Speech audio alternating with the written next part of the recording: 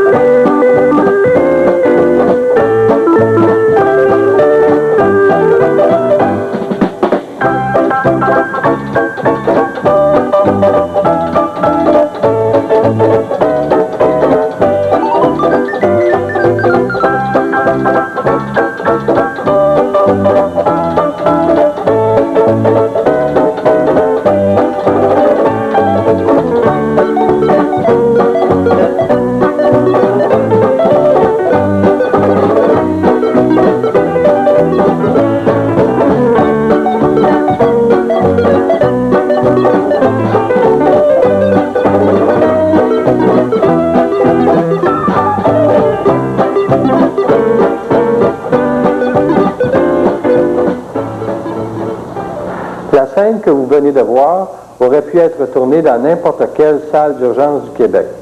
Comme vous l'avez constaté, il n'est peut-être pas aussi simple qu'on le croit de confectionner un bon plâtre. Aussi, nous avons pensé de vous présenter la technique de confection d'un plâtre d'avant-bras et d'une botte plâtrée de marche à l'aide de Danielle Deloge, qui est résidente en orthopédie, et de M. Kevin Dunn, qui est technicien en plâtre à la clinique externe de l'hôpital du Sacré-Cœur.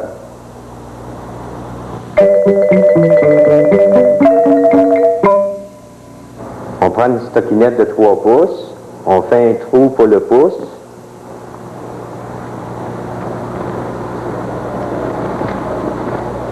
On applique la stockinette sur toute la longueur de l'avant-bras, sans trop bouger l'avant-bras du patient.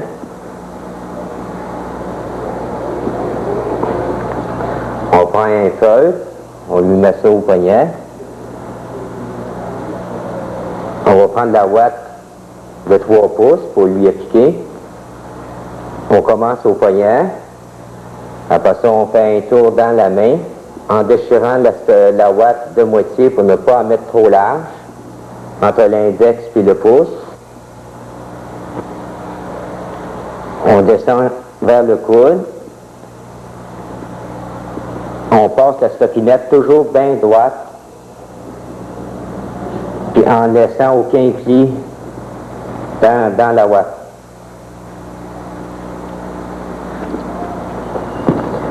On vire les deux extrémités de la stockinette pour pouvoir dégager les doigts complètement.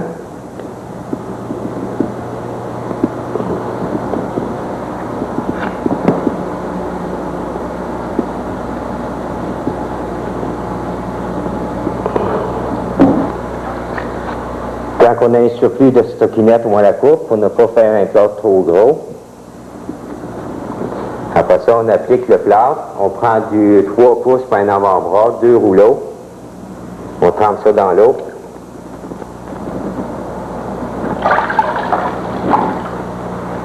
On recommence, on fait le plâtre, on commence au poignet. Toujours en laissant la position vers le cubital. Quand on passe dans la main, on passe bien souple pour ne pas faire de point de pression pour serrer la main. On fait 2-3 dépliés dans la main. On revient notre tour dans la main pour pouvoir être plus serré. Et puis, on descend toujours le plâtre bien droite, à moitié-moitié.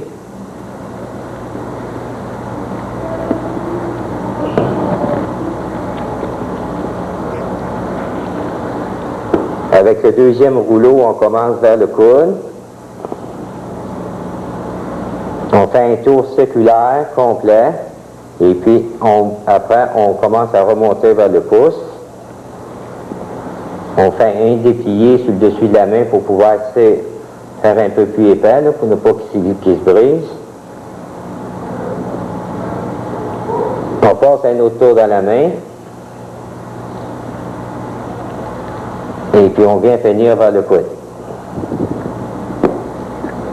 Ce qui est important, c'est toujours la position vers le cubital. Il faut toujours tenir la position du patient.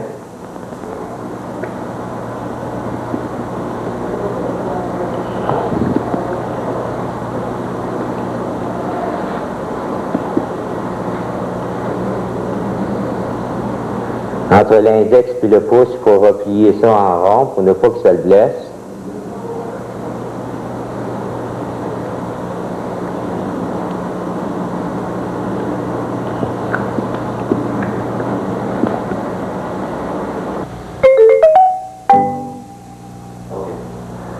Bon, maintenant que notre plâtre est complété, j'aimerais faire remarquer quelques détails importants. D'abord, vous remarquez peut-être que le plâtre n'est pas cylindrique, mais bien ovale, ovoïde, et dans le sens, bien entendu, des deux os de l'avant-bras. Ensuite, un plâtre d'avant-bras devrait permettre au coude de fléchir complètement et d'étendre complètement. Alors, ceci implique qu'on va laisser un espace libre entre le pli du coude et la partie proximale du plâtre d'environ 2 pouces. Le même plâtre doit permettre normalement une pronation complète, de même qu'une supination complète. Alors, ça implique que si on veut bloquer le mouvement de pronation et supination, il faut monter le plâtre au moins au milieu du bras. Autre détail maintenant que j'aimerais vous faire remarquer, c'est au niveau de la main. On remarque que l'imminence ténard est dégagée presque complètement, ce qui permet non seulement un mouvement de flexion-extension au niveau de la MP, mais également un mouvement de rotation quasi complet au niveau de la carpo-métacarpienne. Si on veut bloquer ce mouvement-là, comme dans une fracture du scaphoïde, par exemple, il faut monter le plâtre de façon à inclure la phalange proximale. Ensuite, au niveau de la face palmaire, toujours, on remarque que le plâtre permet une flexion complète DMP. Alors, pour permettre ceci, il faut que le plâtre ne soit pas plus distal que le pli palmaire distal. Si le plâtre montait, par exemple, jusqu'ici, on bloquerait complètement la flexion DMP, ce qui n'est pas nécessaire dans la très grande majorité des cas. Par ailleurs, au niveau de la face dorsale du plâtre, on remarque qu'ici, contrairement à la face palmaire, le plâtre descend jusqu'au niveau des MP et il est bien important que ceci soit réalisé, non pas de laisser une bande libre de peau, parce que la peau sur la face dorsale de la main est très lâche et on pourrait avoir un édème considérable qui se développe ici entre les MP et le plâtre. Alors, sur la face dorsale, on descend jusqu'au MP, alors que sur la face palmaire, on arrête au pli palmaire distal.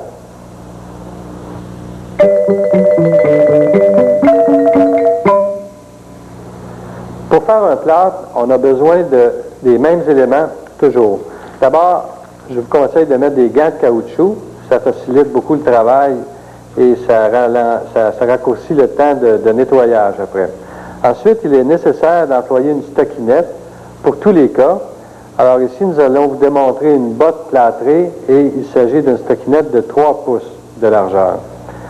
Ensuite de ça, bien entendu, l'ouate ou la ouate, comme on dit communément, qui doit être de largeur suffisante. Dans ce cas-ci, il s'agit d'une ouate de 4 pouces. On emploie aussi dans cette technique de plus en plus souvent des bandes feutrées qui ont été divisées en deux pour couvrir les proéminences osseuses, en particulier dans l'exemple qui va suivre les malléoles internes et externes. Bien entendu, ça nous prend des rouleaux de plâtre.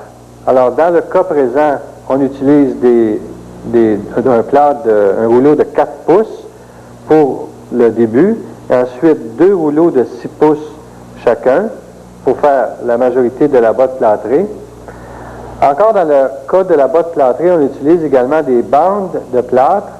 Alors des bandes de plâtre de 4 pouces de largeur, où on utilise différentes épaisseurs pour fixer les parties et les composantes, comme vous allez le voir. Ici, il y en a 5 d'épais.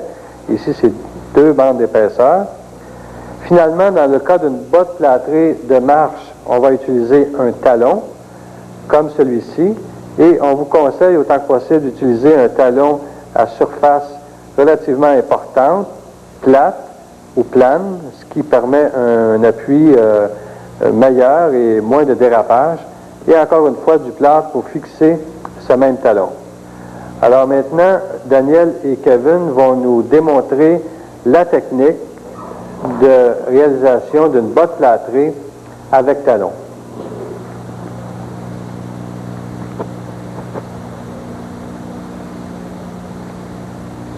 La première des choses, c'est faire asseoir le patient sur le bord d'une civière pour pouvoir lui placer son pied le plus neutre possible, c'est-à-dire dans la position 90 degrés.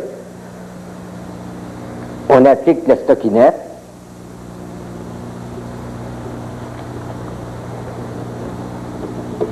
Il ne faut surtout pas le laisser de pli dans la stockinette pour ne pas faire de point de pression avec le plâtre. Je fais toujours maintenir la stockinette par le patient. Ce qui est important, c'est toujours surveiller la position du patient. Il faut toujours qu'il ait le pied à 90 degrés. On applique les 2 feuilles.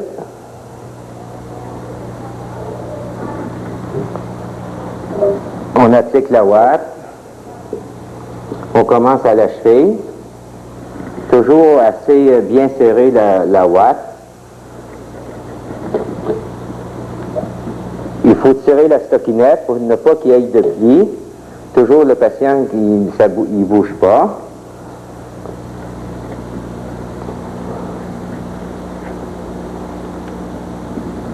On met au moins 2 épaisseurs de ouate sur la longueur de la jambe.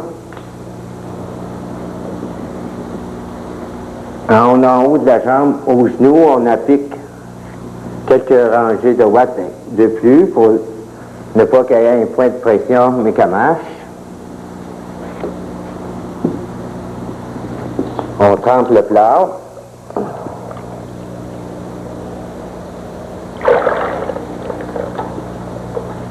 Il ne faut jamais trop laisser d'eau parce que ça prend beaucoup trop de temps à sécher. On commence avec le 4 pouces pour la cheville, pour ne pas faire de point d'appui.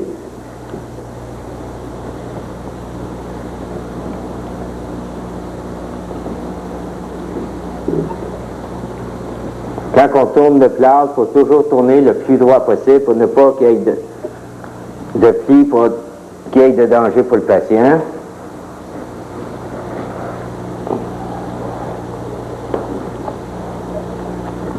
Après le 2e rouleau, on replie la stockinette et puis on dégage un peu plus en arrière pour que le patient puisse plier à 90 degrés. On commence le 3e rouleau en haut.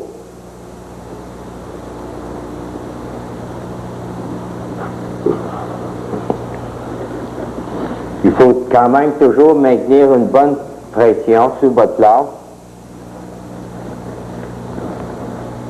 J'ajoute toujours quelques dépliés au tiers distal de la jambe pour être plus épais. Après ça, on moule le plâtre. Ici, je moule en arrière de la jambe au jumeau pour ne pas qu'il y ait de point de pression sur la tête du péroné.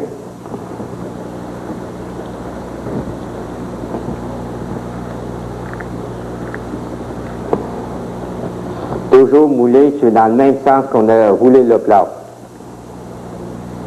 Toujours faire un point de pression en dessous de la tête du 5e méta pour que le pied soit toujours le plus droit possible.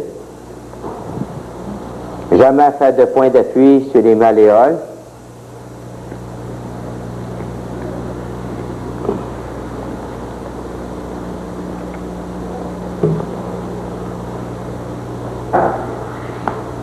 Alors, on peut remarquer ici que le plâtre se déroule en 2 étapes. La première étape, on applique la partie de la cheville et de la jambe qu'on complète et qu'on laisse durcir.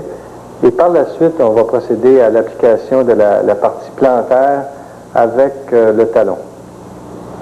On prend 4 épaisseurs de slab, on applique ça en dessous du pied, jusqu'à par-dessus les orteils.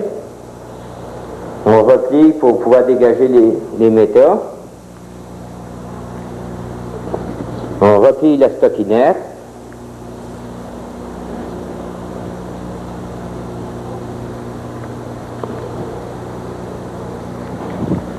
Ici, on a 5 épaisseurs. Je l'ai laissé un peu plus large pour pouvoir recouvrir la grandeur du pied. On met ça chaque côté du pied.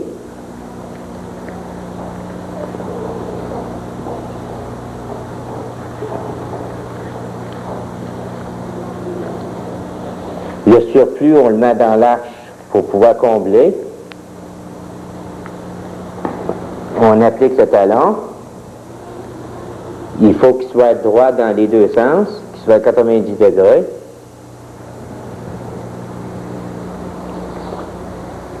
On cache chaque côté. Et puis en même temps, ben, ça couvre. Quand nous avons de l'espace, on peut le remplir avec les 2 slabs. Et le tout avec un rouleau de 4 pouces pour pouvoir cacher le reste des défauts que nous avons faits.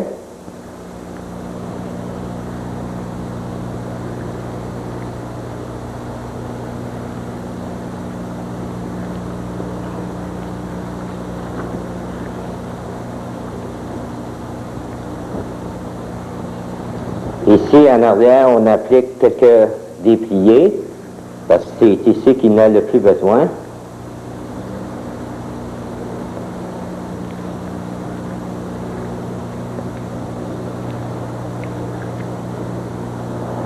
Kevin, dans combien de temps est-ce que tu vas lui permettre de marcher, de mettre du poids sur son plan? Comme la patiente n'est pas trop pesante, elle n'est pas plus que 100, 110, en ce moment-là, on peut permettre à peu près de 6 heures de marche après. Quand la patiente est plus que 150, on demande au moins 24 heures. OK. Alors, en terminant, les principaux points à surveiller là, du produit fini, c'est d'abord la position le plus près possible de 90 degrés de la cheville ou du pied par rapport à la jambe. Et naturellement, quand vous faites ça, le patient a tendance à avoir une flexion plantaire ou un équinisme. Alors, Kevin a beaucoup insisté sur la position de la cheville. Évidemment, ici, c'est relativement facile parce que notre patiente n'a pas de pathologie à la cheville ou au pied, mais dans un cas d'entorse de cheville ou de fracture avec un gonflement, il est beaucoup plus difficile de vaincre cette tendance à l'équinisme. Alors, la position qu'il vous a montrée avec les jambes pendantes d'une table et le bout du pied sur un tabouret a 2 avantages. D'abord, la gravité joue en votre faveur plutôt que de combattre ce que vous voulez obtenir. Ensuite de ça, c'est le fait de relâcher les jumeaux ici par la flexion de près de 90 degrés au genou. Les jumeaux sont relâchés, et donc le tendon d'Achille est relâché, et donc c'est plus facile d'obtenir cette position de 90 degrés. Encore au niveau du pied, vous allez remarquer que les orteils sont bien dégagés complètement. Ici, on veut faire un plâtre pour la cheville, donc pas nécessaire d'immobiliser du tout les articulations métatarso-phalangiennes. Et enfin, un dernier point à faire remarquer, c'est comme on l'a mentionné, le creux poplité est très bien dégagé, de sorte que le patient peut faire une flexion complète de son genou jusqu'à facilement 125 ou 130 degrés. Par contre, à la face antérieure, le plâtre, lui, monte jusqu'à la tubérosité tibiale antérieure, mais quand même suffisamment dégagé au niveau de la rotule pour que l'extension du genou soit complète et soit non douloureuse également. finalement, un dernier mot sur la position du talon. Il est fréquent au début, quand on fait ces plâtres, d'apposer le talon trop à l'avant, trop vers l'avant-pied, et ça a comme conséquence que le plâtre a souvent tendance à briser au niveau du coup de pied. On vous conseille de le mettre relativement un peu plus vers l'arrière que vers l'avant, de sorte que la transmission du poids par le talon se fait immédiatement à la cheville et à la jambe, et non pas via un bras de levier au niveau de l'avant-pied.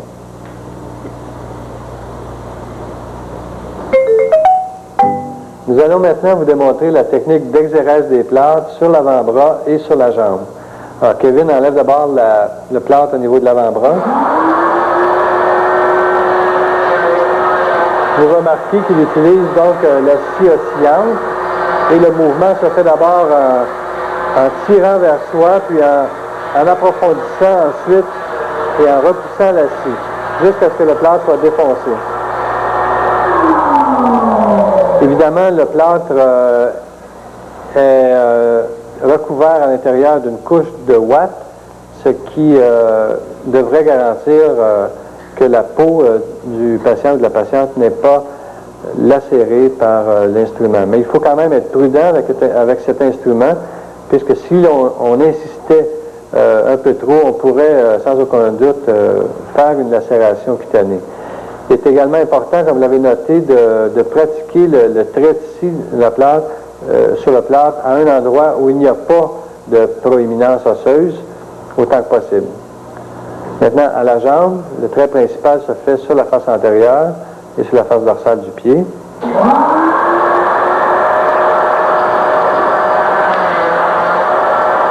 Alors, vous remarquez le même mouvement de va-et-vient de la scie oscillante jusqu'à ce qu'on ait défoncé. Ici, il est important de ne pas scier sur la crête tibiale directement, mais bien un peu du côté externe pour éviter la crête tibiale. La lésion de la cheville est en général un peu plus difficile. Et le technicien retient l'instrument à l'aide de son pouce, comme on le voit sur cette séquence, de façon à contrôler la profondeur de la scie.